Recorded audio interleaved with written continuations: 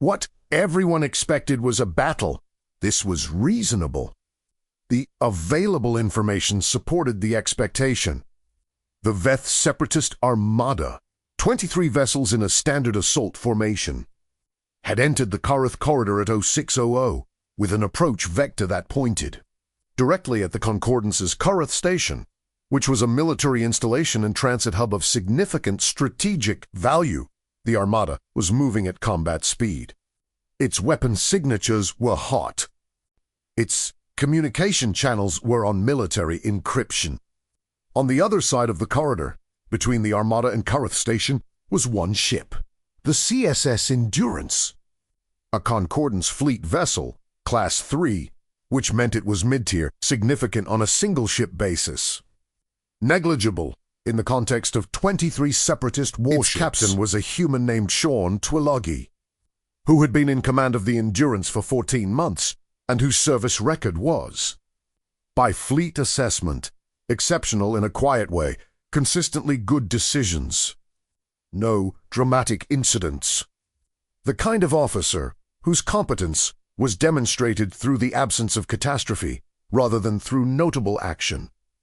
Karath Station's defense coordinator, monitoring the situation from the station's tactical center, had been in contact with Fleet Command since 0300, when the Armada's approach vector had first been confirmed.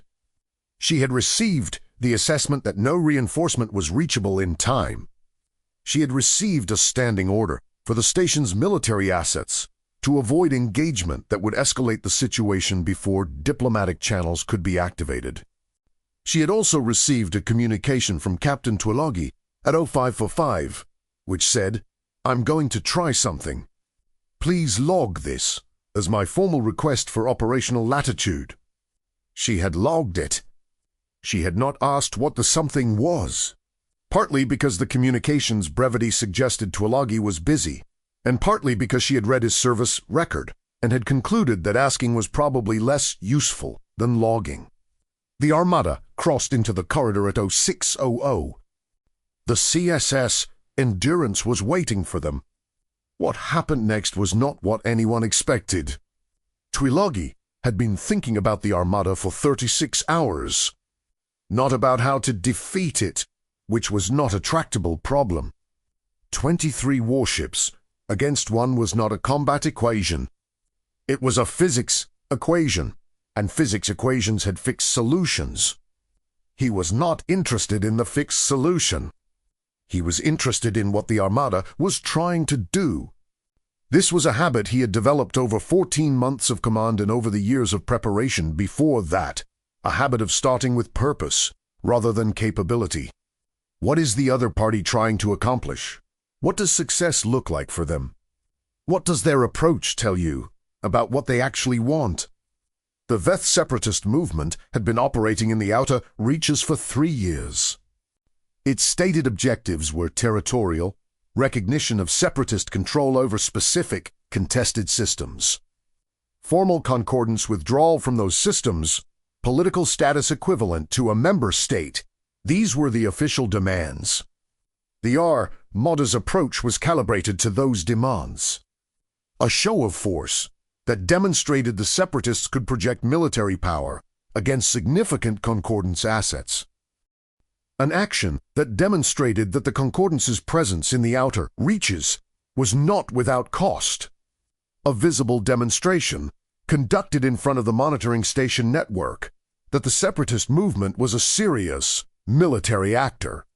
The goal was not, Twilogi had concluded, to take Karath Station. Taking a major Concordance installation would be an escalation that would produce a Concordance response calibrated to match, which would be catastrophic for a separatist movement that was serious, but not well-resourced enough to fight a full-scale war. The goal was demonstration. If the goal was demonstration, then what the Armada needed from this engagement was not a victory. It was a record. Evidence that it had done something significant, something that could be communicated to the political audiences the separatist movement was trying to reach. If the goal was a record, then the question was what record this engagement would produce. An engagement in which 23 warships destroyed one. Concordance vessel produced a record of 23 warships destroying one Concordance vessel, which was a demonstration of force, yes.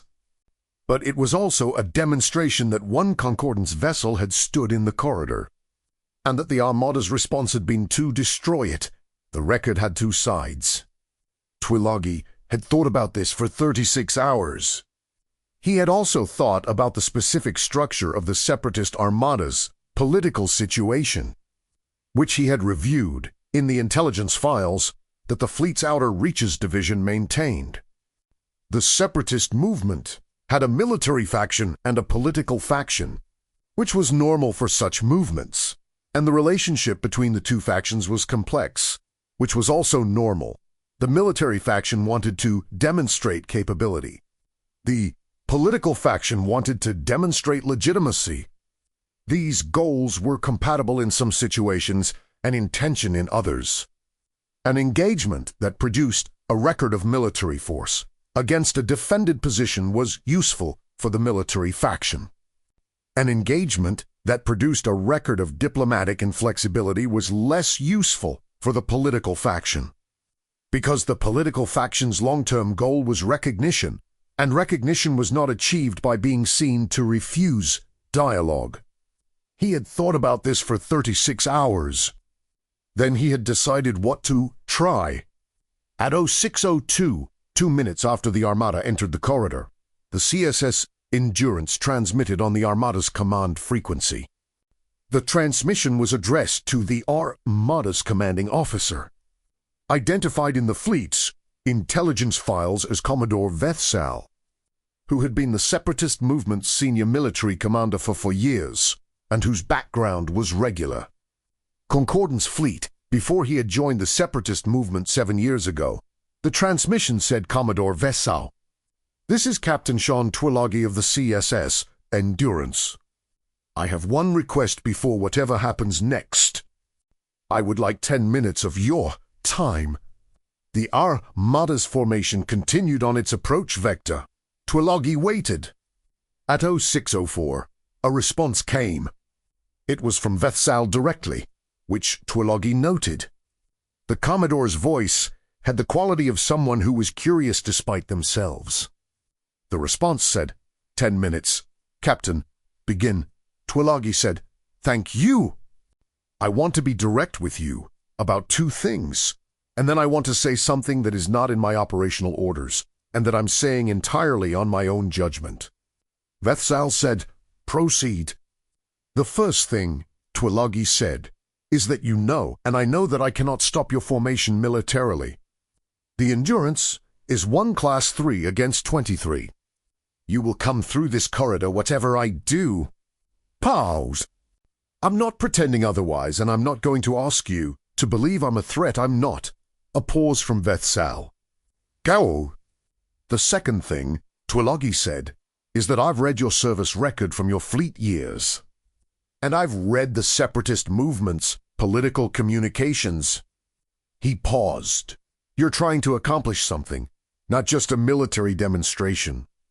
Something that outlasts this corridor engagement." No response from Vethsal, but no interruption either. Twilagi said, "What I want to say, on my own judgment, is that I think the record this engagement produces is not going to serve that something." He paused. 23 ships coming through a corridor past one ship is a demonstration of force. That's the record. And force demonstrations have a political audience, which you know better than I do. He paused. But there's a different record available here.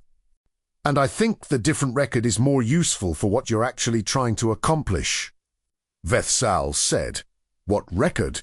Twilagi said. "The record of a conversation. A military commander from each side, talking across a corridor, about what is actually at stake and whether there's an approach that doesn't require the destruction of vessels and the loss of crew." He paused.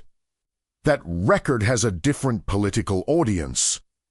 It speaks to the audience that the political faction of your movement needs to reach. The audience that will decide whether the separatist movement is a legitimate political actor or a military force. He paused. Military forces blow through corridors. Legitimate political actors talk before they do. A long pause. Then Vethsal said, "You're asking me to negotiate with one ship." "No," Twilagi said. "I'm asking you to talk with one captain. For the remaining 8 minutes of the 10 minutes you gave me." He paused. "Negotiation requires authority I don't have. Conversation just requires 2 people." Another pause. "What," Vethsal said, "do you want to talk about?" Twilagi said, "What you actually want, not the stated demands. What success looks like for the separatist movement in 5 years." Vethsal was quiet for a long moment. The formation continued on its approach vector. Korath Station's tactical center was monitoring the communication on an open feed. The defense coordinator was watching the formation's position relative to the corridors, transit time, and doing math. At 0607, Vethsal said, "You have 7 minutes." Twilagi said, "Then I'll talk fast." He paused. He had prepared what he wanted to say because he had been thinking about this for 36 hours and had been a competitive debater in secondary school and had developed, in 14 months of command, the specific skill of communicating clearly under conditions that made clarity difficult. He said, "The separatist movement's stated goal is territorial recognition and political status. The path the Armada is on today produces a military engagement record that demonstrates force but doesn't advance political status. Force without political context reads as threat. Threat produces a concordance response calibrated to the threat level. The cycle extends." He said, "The political faction of the separatist movement has been communicating through channels the Concordance's intelligence division tracks that it wants a different approach. The communication is indirect because the political faction can't be seen to oppose the military faction publicly. But it's there." He said, "What the political faction needs is a record of the separatist movement engaging as a political actor, not just a military one. A conversation in this corridor, documented, logged, transmitted to the monitoring station network, is that record." He said, "I cannot offer you anything on behalf of the Concordance. I don't have that authority. What I can do is create a documented record of a separatist military commander choosing conversation over force when conversation was available. That record has value. Not military value, political value. And political value is what determines whether the separatist movement achieves what it actually wants." He stopped. He had talked for 4 minutes. He had 3 minutes left. The formation's lead vessels were now 12 minutes from Korath Station at current velocity. Vethsal said, "You've read the intelligence files. You know what the movement wants." Twilagi said, "I know what the files say the movement wants. I'm more interested in what you think the movement needs to get there." Another pause. Then Vethsal said something that the Korath Station tactical centers, recording system captured, and that would be reviewed many times subsequently. He said, "The movement needs the Concordance to stop treating it as a military problem." Paused. "We exist because of a political failure.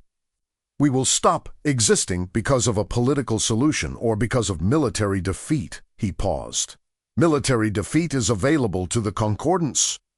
It would be expensive. Political solution requires the Concordance to recognize the legitimacy of the concerns that produce the movement." Twilagi said, "Then talk on the record. About the political failure, about what legitimacy looks like." He paused. "Not with me specifically. I don't have authority. But this conversation, right now, is being logged by both formations and by every monitoring station in the network. It's already a record." He paused. "How it ends determines what kind of record it is." 6 minutes had elapsed. Vethsal said, "You have 2 minutes." Twilagi said, "I want to use them to ask you one question and then to be quiet." Go ahead. What does the separatist movement look like in 5 years, if the approach changes? Silence. Twilagi was quiet. He had said he would be. The formation was 11 minutes from Korath Station. 1 minute of the 10 had elapsed in silence. Vethsal said, "It looks like a political party, with a constituency and a platform and representation in the systems it emerged from." He paused. "It looks like the Concordance having addressed the grievances that produced it, in sufficient measure that the military expression of those grievances is no longer necessary." He paused. "It looks like something other than this." Paused. He said, "Your 10 minutes are up, Captain." Twilagi said, "I know. What happens now is your decision, Commodore." The Armada reduced velocity at 0612, not to 0, to a slow advance, the kind of velocity that signaled continued approach without committing to an attack run geometry. The formation's weapon signatures remained hot. The encryption remained military. But the velocity changed. Korath Station's defense coordinator watched the tactical display and said nothing for 30 seconds. Then she sighed to no one in particular, because the tactical center was very quiet. What is he doing? What Twilagi was doing, as the Armada's velocity reduced, was transmitting again. He transmitted on the open monitoring network frequency, which was the frequency that the 17 monitoring stations in the region used to log events in the corridor. It was not a military frequency. It was a public record frequency. He said, "On that frequency, this is Captain Sean Twilagi of the CSS Endurance. I am logging for the monitoring network record that at 0612, following a 10-minute communication between myself and Commodore Vethsal of the Veth Separatist Armada, the Armada has reduced approach velocity. I am also logging the substance of the communication, which I am transmitting in full as an attachment to this record." He transmitted the full communication, both sides, unedited. He said, "I am not characterizing this as a negotiation, a ceasefire, or an agreement. I don't have authority for any of those things. I'm characterizing it as a conversation between two officers about what is actually at stake in this corridor. The record is available for review by any party." Paused.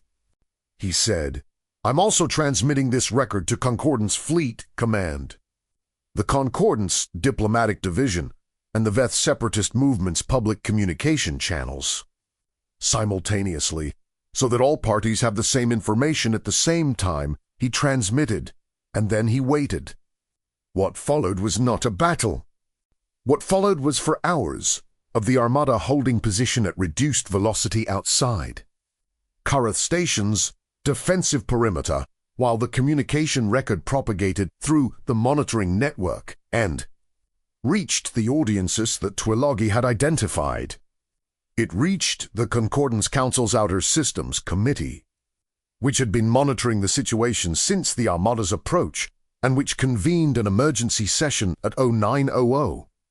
It reached the Keth Parliament's opposition faction, which had been arguing for 6 months that the military approach to separatist relations was strategically unsound and which used the record as the centerpiece of an argument that had been waiting for evidence. It reached the separatist movement's political faction, which read the Commodore's 5 years answer and distributed it through its own channels with a speed that suggested they had been waiting for something like it. It reached every analyst, journalist, and monitoring body in the Outer Systems network, which meant it reached the wider Concordance public, which had opinions about separatist relations that the political class tracked carefully. At 1300, the Concordance Diplomatic Division opened a formal communication channel to the Veth Separatist Movement's political leadership. At 1400, Commodore Vethsal transmitted to the CSS Endurance on the command frequency. He said, "Captain." Twilagi said, "Commodore." Vethsal said, "You did something unconventional this morning Twilagi said, I tried something. I wasn't certain it would work. Vethsal said, it was a significant risk. For you. Twilagi said, the risk of trying was less than the risk of not trying. He paused. That's how I assessed it. A pause. Then Vethsal said, the political division is in contact with the Concordance diplomatic division. I know, Twilagi said. I received notification. Vethsal said, we are going to hold position until that contact produces something actionable. He paused. This is not a withdrawal. The Armada's position and its capacity is unchanged. I understand, Twilagi said. Vethsal said, you understood this morning that the movement's political and military factions have different interests in this corridor. Yes. You also understood that the record of this morning would be more useful to the political faction than a military engagement would be. Yes. He was quiet for a moment. Then he said, you used the corridor not as a military position, but as a stage. Twilagi thought about this. I used it as a place where a conversation could happen in public, he said. Whether that's a stage or a corridor depends on what we decided to do in it. Another pause. Vethsal said, what made you think I would talk? Twilagi said, your service record. 7 years, in the Concordance fleet, before you joined the separatist movement. Paused. You didn't join a military operation. You joined a political movement that needed military capacity. There's a difference. People who join military operations don't have the 5 years answer you gave me. He paused. I thought you had it. I wasn't certain. A very long pause. Then Vethsal said, you were not certain. No. But you asked anyway. Yes. Why? Twilagi looked at the tactical display. The 23 Armada vessels, holding position. The single return of the Endurance, which had been holding position for 7 hours. Because the alternative was a battle I couldn't win, he said. And because, even if I was wrong about you, the conversation would still be on the record. He paused. A record of me trying to talk and you refusing to talk is also a useful record. He paused. Either way, something true would be documented. Vethsal was quiet. Then he said, that's a cold calculation. Twilagi thought about it. It's a calculation, he said. I don't know if cold is the right word. He paused. I thought about those crew members for 7 hours, on both sides. He paused. Cold isn't how I describe 7 hours of thinking about crew members. Silence. Then Vethsal said, hold your position, Captain. Twilagi said, we're not going anywhere, Commodore. The channel closed. The Pellucid Framework talks began 4 to 7 days after the corridor engagement. They were named not for Kurith Station or the corridor, or the Veth separatist movement, but for the Pellucid Expanse, which was the broader regional area that the dispute involved and which was. The naming committee had agreed a more neutral designation than any of the alternatives. They lasted 8 months. They produced an interim agreement that was not a final resolution but that established a process for reaching one, which was a different thing and in many ways a more durable one. The interim agreement held for 3 years. Captain Sean Twilagi was not involved in the framework talks. He was a ship captain, not a diplomat, and ship captains were not typically involved in multi-party political negotiations. He returned to standard patrol after the Armada withdrew, filed a full operational report with Fleet Command, and received a communication in response that said, in its entirety, report received.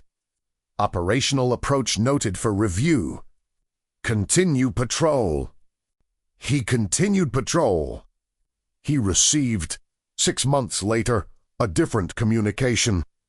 This one was from the Concordance Council's Outer Systems Committee, which had reviewed the corridor record extensively and had concluded that it warranted specific acknowledgement.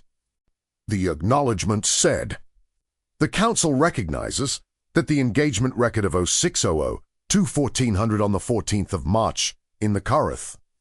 Corridor represents an unusual and consequential operational decision by the commanding officer of the CSS Endurance. The decision to attempt dialogue rather than standard engagement posture, under conditions of severe tactical disadvantage, produced a record that contributed materially to the initiation of the Pellucid Framework talks. The Council thanks Captain Twilagi for his judgment. He read the communication. Then he read the part that said contributed materially to the initiation of the Pellucid Framework talks. He thought about 36 hours of thinking about what the Armada was trying to accomplish, about the political faction and the military faction in the 5 years. Answer. About the monitoring network and the open frequency and the gamble that a record of conversation was more valuable than a record of engagement. He thought about the crew of the Endurance, 44 people who had held position in a corridor for 7 hours, while 23 warships held position on the other side. He thought about not being certain and asking anyway. He filed the communication in his operational record. Then he went back to patrol, which was what he did, and what the Endurance did. Out in the outer reaches, where the situations were complex, and the resources were limited and the decisions that mattered were usually the ones that hadn't been anticipated by the orders. He had made a decision in a corridor that no one had expected.